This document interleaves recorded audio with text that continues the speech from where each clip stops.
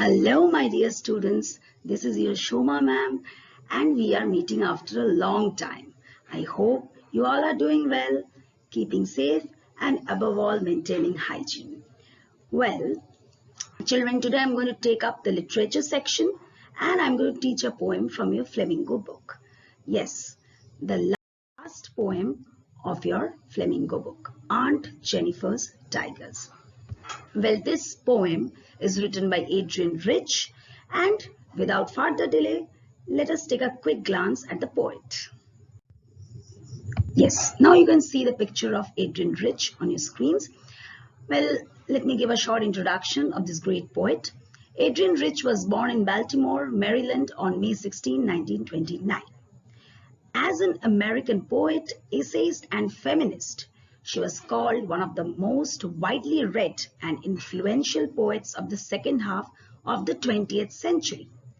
She has published 19 volumes of poetry, 3 collections of essays, and other writings. Rich quotes, "Art means nothing if it simply decorates the dinner table of the power which holds it hostage."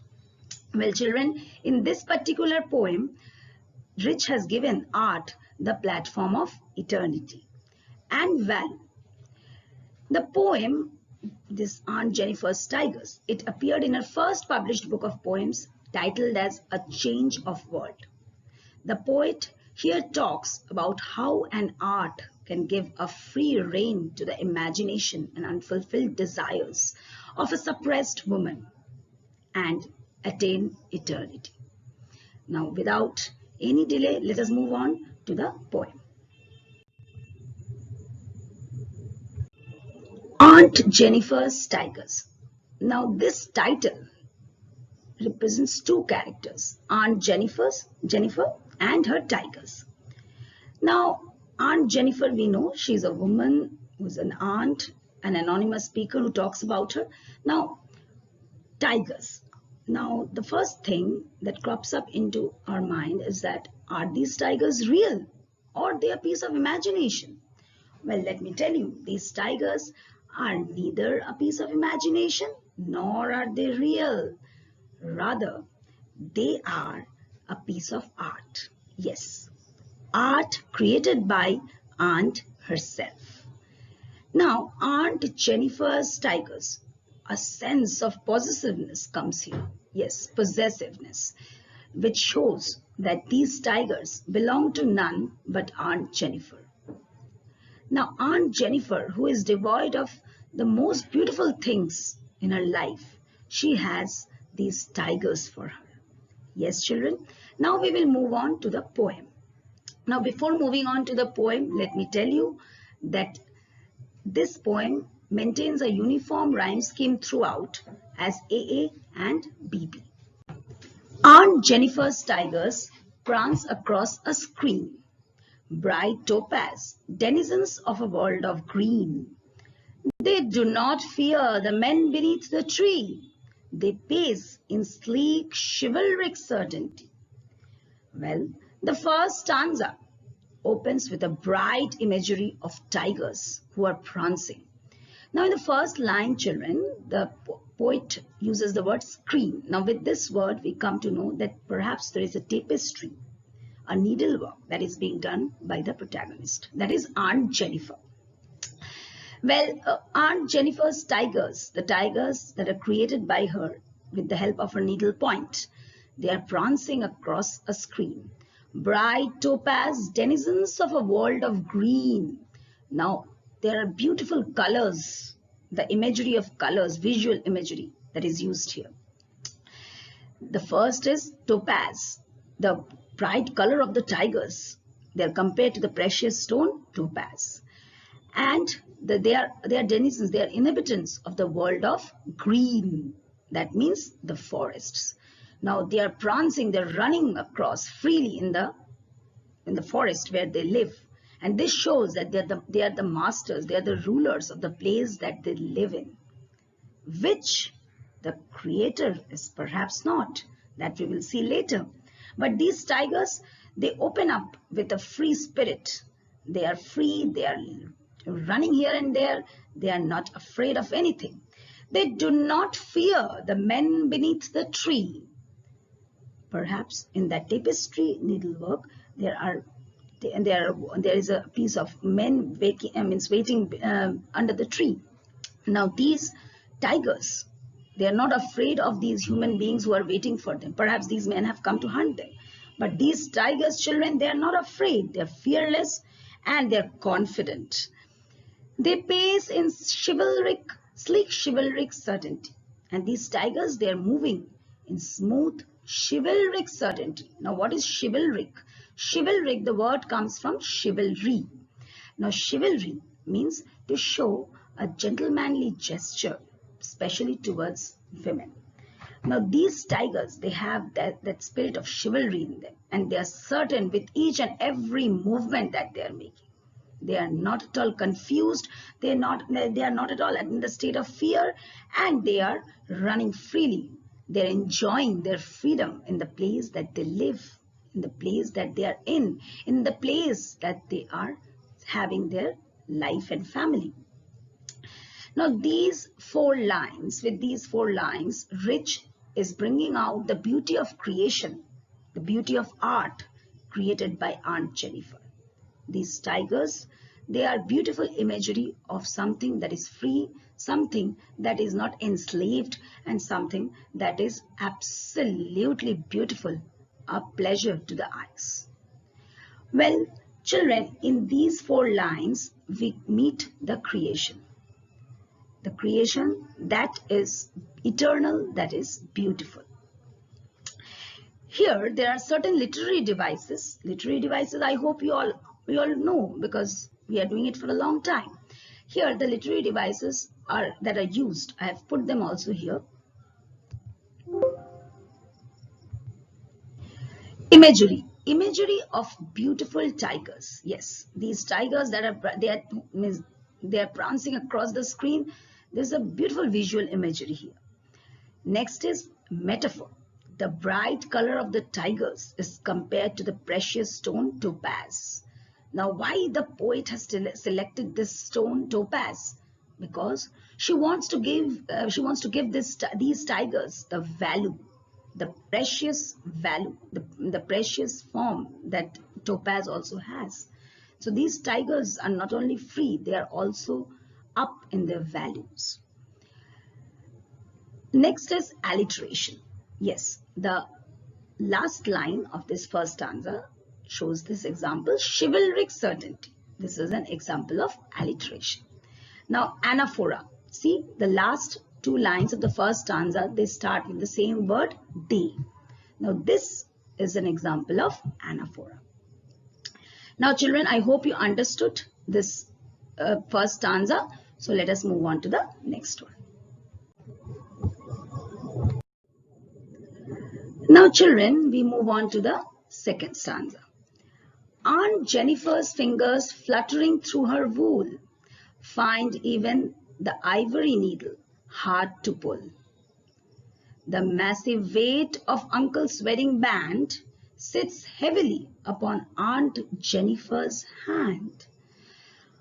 Now, in this stanza, Rich introduces us to the creator. Yes, the creator of those beautiful tigers. Now, is the creator as free, as happy, as confident like her creation? Let us see. Aunt Jennifer's fingers fluttering through her wool. Her fingers are fluttering. Yes, they are shivering.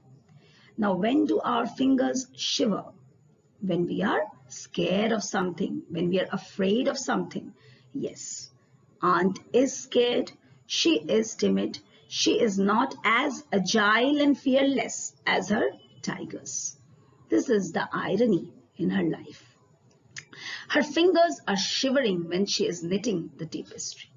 She is somewhere lacking in confidence and strength that her art represents. No, she is not confident like her art, like her creation, children.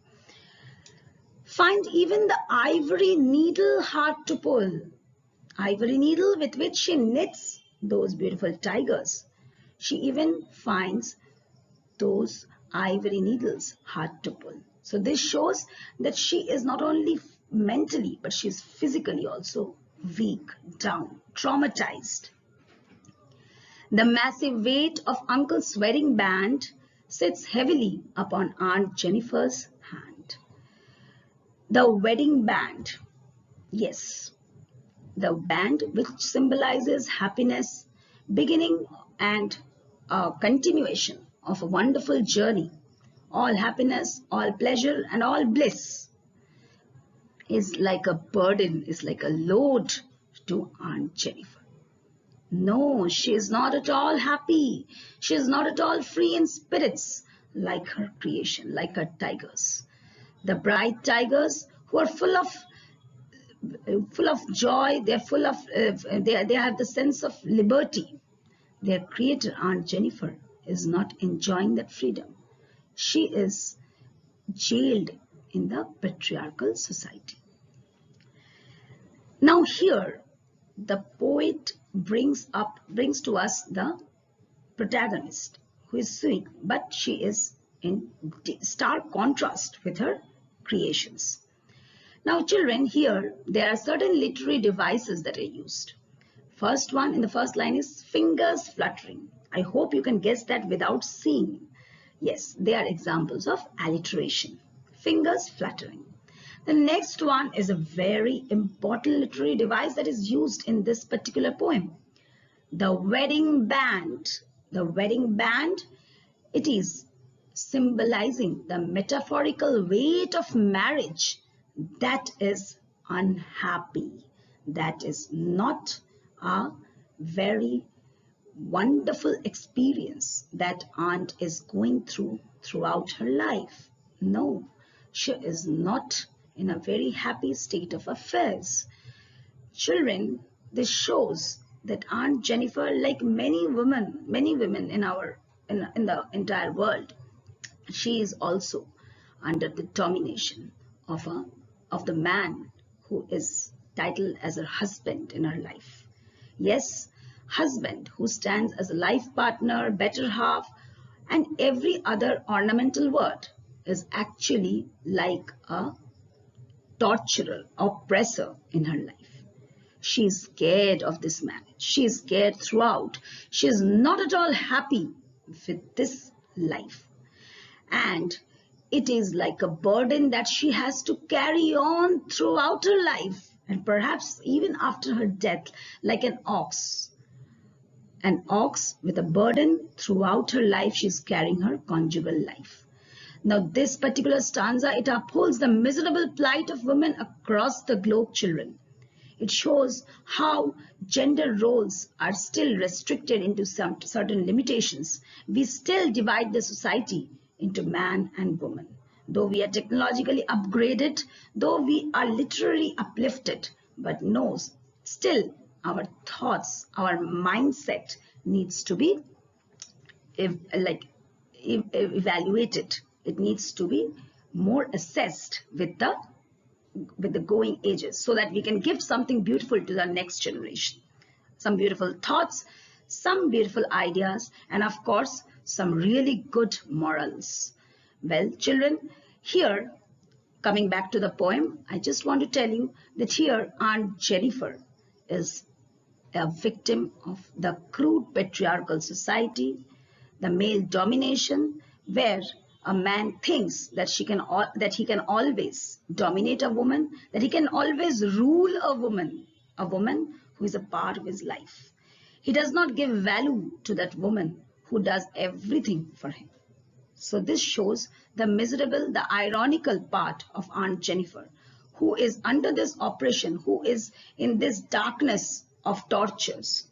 She is actually creating something which is beautiful, and her dreams, her dream world that she cannot share with anyone. I hope you understood this stanza. Now let us move on to the next and the last stanza of the poem.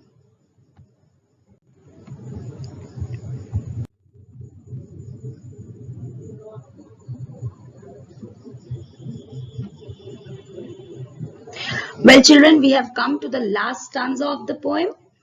Now, what does Rich want to tell us here? Now, in the first stanza, she has described the creations. In the second stanza, she has described the creator. Now, what is the purpose? What is the significance of the third stanza? Well, in the third stanza, the poet predicts the future of the creator and the creation. She peeps into the consequence of both. Yes, let me read it out and explain it to you. When aunt is dead, her terrified hands will lie, still ringed with ordeals she was mastered by. The tigers in the panel that she made will go on prancing, proud and unafraid. Yes, in the third stanza, when aunt is dead. Now, why does the poet use only aunt? Why not Aunt Jennifer? Because she universalizes the crisis of every other woman who is in the position of aunt. Yes, when aunt is dead, her terrified hands will lie. Terrified hands, the hands that are scared. Now, how can hands be scared? No, children, it is a transferred epithet. Here the poet is actually trying to state the traumatized condition of Aunt Jennifer. Even after her death, it is so much, it's such a pathos that even after her death, her hands will lie terrified, scared. They will mark the scare, the fearfulness that she has experienced throughout her conjugal life. Still ringed with ordeals she was mastered by. Now here ringed means it has double connotations. It is a pun here. Now here ringed means the wedding ring. Yes, the wedding ring, which is symbolically something that ties us into a relationship, right? And it also states the ordeals. The ordeals means the unpleasant experiences that we often have in our lives. So these unpleasant experiences that surround Aunt Jennifer is what she is talking here. When aunt is dead, her terrified hands will lie, still ringed with ordeals she was mastered by. Yes, she was mastered by these ordeals that have been in her life and throughout. She could not emerge out of these ordeals. She could not come out. She could not protest. She can only suffer and suffer and suffer. And finally, one day, she meets the inevitable. And even when she lies dead, her body lies lifeless. Her hands represent, her terrified hands show how much traumatized she was, how much poor and miserable plight that she has been through. Her life was full of unpleasant, poor, sad experiences. She could never enjoy a happy married life. But with this negative note, the poet also brings a positive thought. Yes, let us have a look in the third line. The tigers in the panel that she made will go on prancing, proud and unafraid. An absolutely contrasting line. The tigers, her creation, her art, she's the creator, she's the owner, she's the master of her art. She could not be the master of her dreams. She could not fulfill her desires. But yes, she can create something that has given her a platform of being victorious. She has emerged as a conqueror in the form of her art. The tigers in the panel that she made, the panel, the tapestry panel in which she made the vibrant tigers who are running across the forest, free and happy and confident. They will go on prancing, proud and unafraid. They will move on. They will go. They will run, proud. They are not ashamed. They are not shy. They are not submissive. They are agile. And they are unafraid. They are not afraid of the men, of the people around them, of which here we can say that the poet is telling that Aunt Jennifer and her tigers are antithetical. Yes, antithetical means they are contrasting, they're opposite to each other. Aunt Jennifer will die a sad death, will die with a morose life that she could never win over.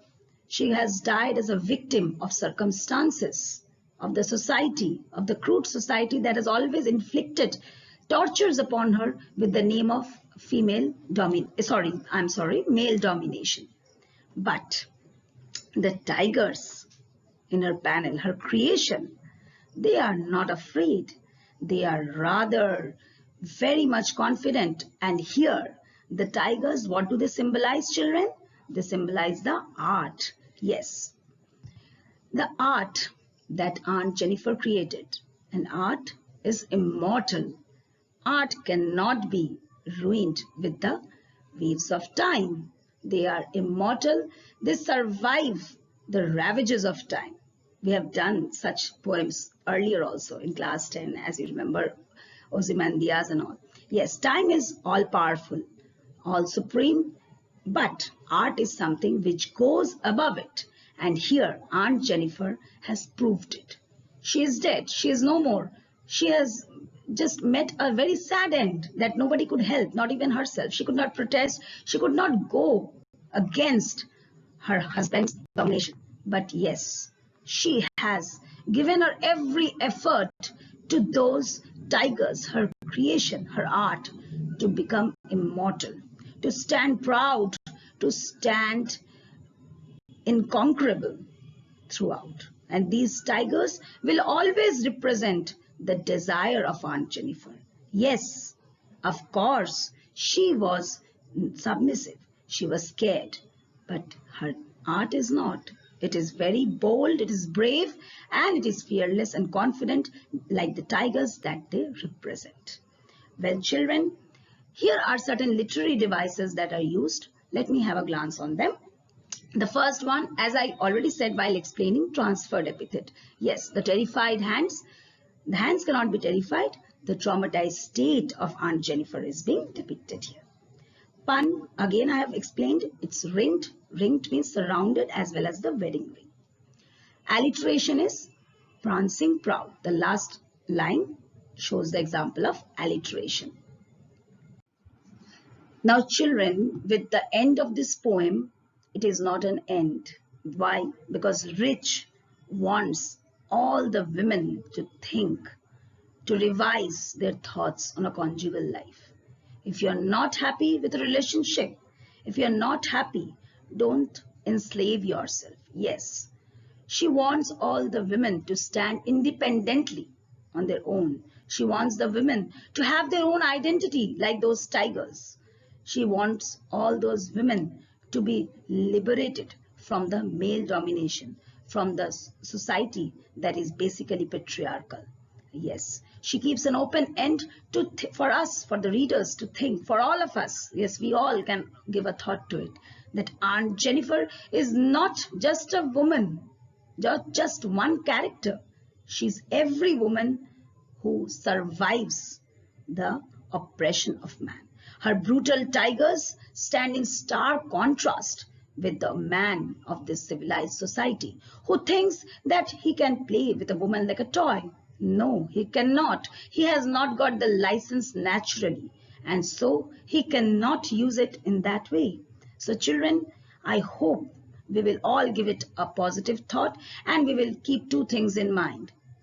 Independence and liberty and fearlessness is our basic right. Not only, I'm not talking about women only. Every man is born free. Nelson Mandela said, every man is born free. So, every man must revise their freedom. And yes, the other thing that comes with this poem is eternity of art. When you cannot give a free rein to your thoughts, you can always find solace in art. You can always find beauty in creation. Well, children, I hope you enjoyed this class with me. It is after a long time that I'm meeting you all, and I am absolutely happy to see all those faces again. Well, I'll be meeting you with some other lesson. Till then, have a nice day.